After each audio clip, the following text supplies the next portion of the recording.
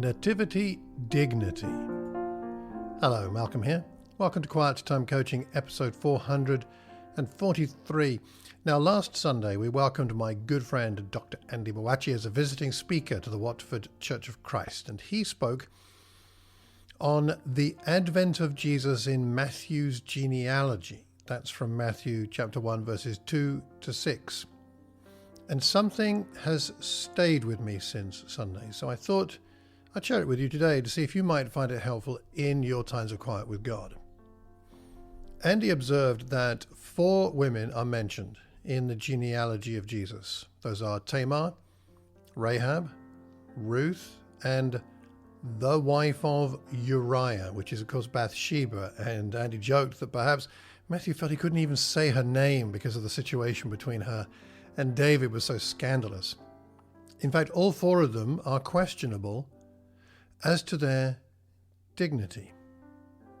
And the theme of dignity restored to those who've lost it is a theme in Matthew's gospel, especially, in fact, when it pertains to women. As the book 4 Views on Women in Ministry put it, Jesus affirmed the dignity of women by accepting them as disciples and treating them with a respect that was considered scandalous in his patriarchal culture. See, Jesus came to restore the dignity of the disregarded, the forgotten. And we see that in his treatment of any who are marginalised, including by race. For example, Matthew 15, verse 22, with the Canaanite woman. As it says in the book, Healing from Race-Based Trauma, we have endured traumatic histories and the almost daily assaults on our dignity, like being tailed at the mall or when someone yells the N-word from a car as they speed past.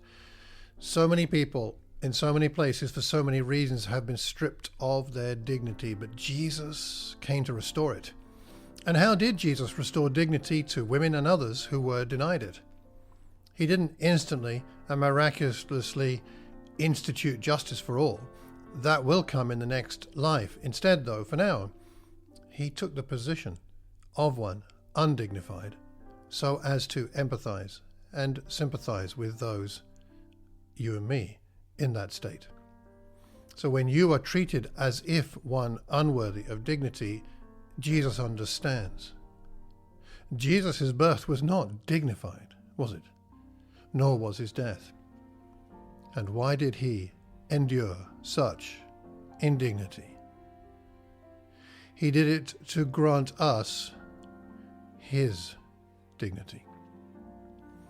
1 Thessalonians chapter 5, verse 10.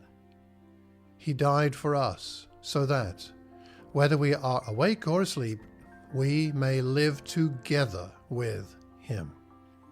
Together with him.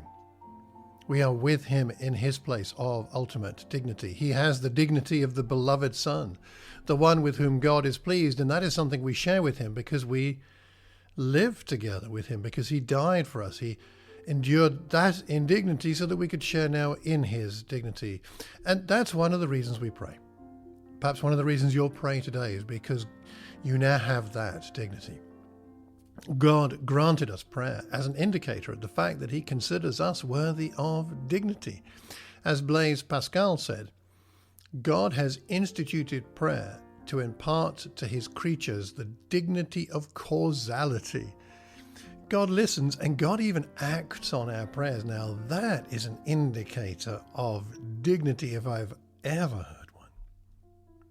You might like to check out the song by Carolyn Arends called What Kind of King Is This? I've put the link in the show notes, but I love it. Talking about the baby Jesus, no regal robes. He's wrapped up in a blanket and his mama's arms. No royal throne, just hay for a cradle in a dusty barn. Could he be the one that we think he is? The kingdom coming down to where we live? What kind of king is this? Well, a king with a hidden dignity, one willing to give it up for us. So questions for reflection. Do you truly believe in your heart of hearts that you have dignity before God? And what difference does this make to the way you pray? And what difference does it make to the way you live? I hope you find these thoughts helpful today in accepting the glorious dignity of Jesus that has been granted to you. And I pray that'll help you in your times of quiet with God, even today. If you know anybody that might benefit, please pass the link on. And until the next time, I hope and pray that you have a wonderful day, a wonderful time of quiet with God, enjoying the dignity He has granted you.